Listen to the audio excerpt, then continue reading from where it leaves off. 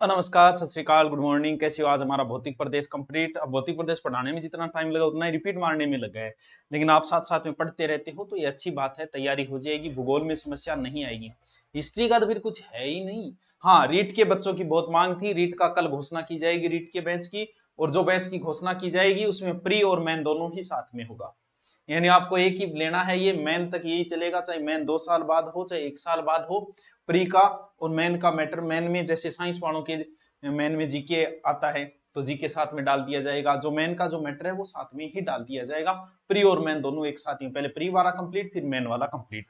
तो कल इसकी घोषणा करेंगे, लाइव मैच होगा ये। चलो अब हमारा शुरू करते हैं भौतिक प्रदेश। अच्छा, इसके लास्ट 2 दिन बचे हैं भाई। हाँ, अब हमारा बच्चा है पूर्व का मैदान। देखो के पढ़ लियो टावरो, पेन बहुत पतलो चाल है। ओ पढ़ लियो, यो पढ़ लियो। अब बचा है पूर्व का मैदान।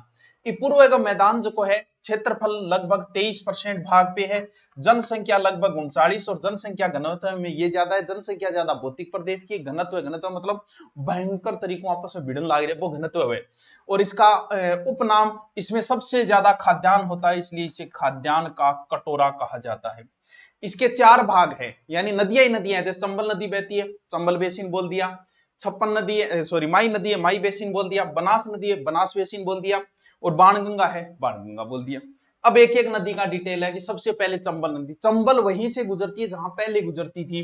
जिला थाना रटना है। चंबल नदी के अंदर भी बताया है, दोबारा और देख सको थे। सबसे पहले चित्तौड़गढ़ में प्रवेश की, फिर कोटा गई, फिर ऊपर बूंदी के गई, फिर ऊपर सवाई माधोपुर गई, उसके बाद में करौली गई, उसके बाद धौलपुर में। सबको आता है, ये तो रटली होगी।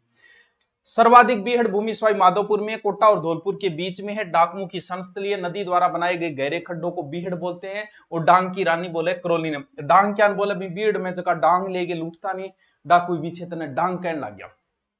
एक ही बात है। डांग की रानी करौली, डांगो राजा धौलपुर।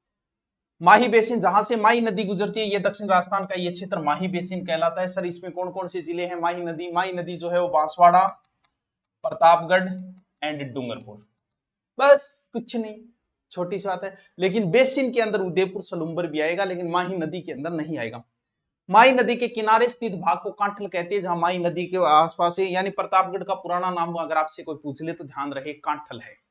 छप्पन का मैदान, छप्पन की पहाड़ियां ऊपर है बालोतरा में, छप्पन का मैदान नीचे है डूंगरपुर और बांसवाड़ा के मध्य की पहाड़ियां, छप्पन पहाड़ियां। यहीं पे वो बागड़ क्षेत्र है। बागड़ आपने नाम सुना होगा। इस क्षेत्र के कई नाम है माई वाले के, जैसे कुमारी का खंड नाम है, लाट प्रदेश है, और इसी के नाम है।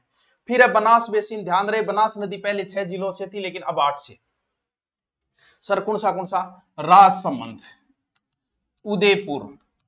सर इन समझाओ कौन, ये गणों ही समझाएगा मेरे। अब सिर्फ रिपीट मारू, मेरे साथ रिपीट मारो। चित्तौड़गढ़, भीलवाड़ा, भीलवाड़ा से एक जिला कटा है शाहपुरा, अब शाहपुरा बीच में आ गए। फिर अजमेर से एक जिला कटा केकड़ी, फिर टोंक, फिर सवाई माधोपुर। रट ली, पहले 6 थे।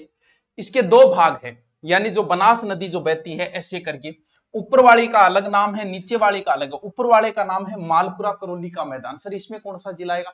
टोंक, सवाई माधोपुर, करौली जिले आ जाएंगे। ऊपर वाले जिले कहां की ये मिट्टी है? भूरी मिट्टी है यहाँ की। फिर आता है मेवाड़ का मैदान, ये नीचे वाला क्षेत्र है। भीलवाड़ा, शाहपुरा, चित्तौड़गढ़ का ये मेवाड़ का आता है। खेराड़ बोलते हैं झाजपुरा क्षेत्र को, झाजपुरा भीलवाड़ा। माल खेराड़, ये मालपुरा को बोलते हैं, टोंक के क्षेत्र को। यानी जहाजपुर, माल खेराड़, टोंक। याद रहे जाओ। सर थे बताओ, याद क्यों कौन रहू? रिपीट मारना है, याद तो थारे पहली नहीं। बाणगंगा नदी पहले जयपुर से थी, अब जयपुर ग्रामीण से है बस। उसके बाद कहां आई? उसके बाद दौसा में आई, फिर नए जिले डीग में आई, और उसके बाद भरतपुर। पहले वालों से एक नया जिला हो गया, बाकी जयपुर जयपुर ग्रामीण हो गया बस। दक्षिणी पूर्व का पठार, यानी हाड़ौती का पठार। हाड़ौती को पठार को मतलब थे सिर्फ इसमें कोटा बूंदी बारह झालावाड़ मत समझ लेना, ये तो हाड़ौती है। ये जो क्षेत्र है ना, यहां पर ये क्षेत्र आता है इसमें। यानी चंबल नदी के इधर वाले जिले जो है ना वो आते हैं। कौन कौन से जिले? लगभग 7 जिले आ जाएंगे इसमें।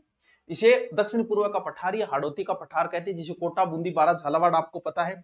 उसके बाद बिजोलिया भी आता है इसके अंदर, पूर्वी बांसवाड़ा का क्षेत्र भी आता है, ऊपर वाला क्षेत्र भी आता है। तो ऊपर माल बड़ा फेमस है, बीवी ऊपर भैंसरोडगढ़ से बिजोलिया के मध्य का ऊपर उठा पठार ऊपर माल। अब आता है हाड़ौती का भाग। देखो हाड़ौती जो है क्षेत्रफल में 6 पॉइंट निवासी है और जनसंख्या लगभग 11% निवास करती है। क्या सर, क्या बात है सर, क्या बात है। संक्रांति प्रदेश के वे, जैसे अब जो समय चल रहा है, वर्षा ऋतु चल रही है, सावन लाग गयो, ये जो समय है गर्मी खत्म होने वाली है, वर्षा ऋतु आने वाली, उसके बीच के समय को संक्रांति समय कहा जाता है। बड़ा दुखदाई सा समय है, टेंशन वाला समय है, ना गर्मी ना सर्दी, जैसे सर्दी गर्मी के बीच का भाग होता है संक्रांति प्रदेश। यानी जहां अरावली खत्म होती है इधर से, विंध्याचल भी इधर से खत्म होती है, उसके बीच के भाग को क्या कहा जाता है? संक्रांति प्रदेश। जैसे गर्मी खत्म होने वाली हो, सर्दी आने वाली हो, वो जो बीच का समय होता है वो संक्रांति क्षेत्र कहलाता है। वो उसमें बड़ा ध्यान, जैसे इस समय खटाई खाना तो स्वास्थ्य के लिए बड़ा नुकसानदायक होता है, क्यों? क्योंकि ये समय ही ऐसा है संक्रांति प्रदेश। जूस भी पीना कोई अच्छा नहीं माना जाता इस समय। कब? जब अब साउन लग गया इस समय। तो हाँ, नारियल पानी पी ले वो ठीक है। तो संक्रांति प्रदेश है, यानी अरावली विंध्याचल मध्य का भाग हाड़ौती का अस्पष्ट और अदर परवा कह देने सौ ज्यादा अस्पष्ट और अदर परवा वाला क्षेत्र कौन सा है? तो याद रखियो हाड़ौती को पठार है। ठीक है गुरुजी, ठीक है। हाड़ौती के पठार का दो भाग है, एक तो है विंध्य कगार भूमि जो विंध्याचल गई लो है, एक दक्कन का लावा का पठार। पहला है विंध्य कगार भूमि जिसमें करौली, धौलपुर और सवाई माधोपुर का क्षेत्र आता है। करौली, धौलपुर और सवाई माधोपुर का क्षेत्र आता है। लाल बलुआ पत्थर कहां है? धौलपुर के अंदर, रट लियो। गुलाबी बलुआ पत्थर कहां है? करौली के अंदर, रट लियो। सलेटी बलुआ पत्थर कहां है? बूंदी के अंदर, रटा मार लियो। फर्स्ट ग्रेड ज्योग्राफी में पूछा गया ग्रेट बाउंड्री फॉल्ट कहां है? विंध्याचल हिमालय, इसके बीच में जो बाउंड्री बनी हुई है खड्डों से बने हुए, महान सीमा भ्रंश घाटी कहा जाता है उसे। जो बूंदी सवाई माधोपुर इसके बीच है, बूंदी सो महान भ्रंश घाटी, एग्जाम में कई बार पूछा है। अरावली और विंध्याचल का जहां मिलन होता है वहां बीच में घाटी बनी हुई है, उसे ही महान भ्रंश घाटी, ग्रेट बाउंड्री फोल्ड कहा जाता है। और जिला जगह में जी अब अरावली, बेगू क्षेत्र का ऊपर कोटा, बूंदी सवाई माधोपुर, करौली, धौलपुर, बटकर की बारे बाय। यहां अरावली यहां तक है, इधर विंध्याचल आ गई, इसके बीच में ये क्षेत्र, इसे महान भ्रंश घाटी नाम से जाना जाता है। दक्कन का लावा पठार कोटा, बूंदी, बारा, झालावाड़ क्षेत्र आता है। अर्धचंद्राकार पहाड़ियां हैं, मुकुंदरा की पहाड़ियां भी यही है। सर्वोच्च शिखर इसका सतूर है बूंदी के अंदर। फिर मुकुंदवाड़ा की पहाड़ियां हैं, ये हाड़ौती के दक्षिणी, जिनका हम बाद में भी जिक्र करें। फिर शाहबाद का क्षेत्र भी इसी के अंदर आता है, 12 में। अब एक छोटा सा प्रश्न, जो को उड्डेगो वो ऊंचा रहेगो, राजस्थान का सबसे ऊंचा पठार कौन सा है? ध्यान रहे, उड़िया का पठार है। ऊंची जब भी बात आवे वह सिरोही में आओगे, 1360 मीटर, कहां? सिरोही। एकदम नॉर्मल सा प्रश्न। राजस्थान का सबसे ऊंचा पठार है, गुरु शिखर के जस्ट नीचे। ऊ आ दूसरा ऊंचा पठार है आबू का पठार, कहां? सिरोही में। कितना मीटर ऊंचो है? 1200 मीटर ऊंचो। चोटियां पहली पढ़ ली, राजस्थान का दूसरा ऊंचा पठार है। और इसी पे सबसे ऊंचा शहर बसा हुआ है, कौन सा? आबू शहर। वाह, राजस्थान में सर्वाधिक ऊंचाई पे बसा, सर्वाधिक ऊंचाई पर बसा नगर जो है वो प्रतापगढ़ है, शहर आबू है। तीसरा आता है बोराट का पठार। ये कई बार एग्जाम में पूछा गया है, बोराट का पठार।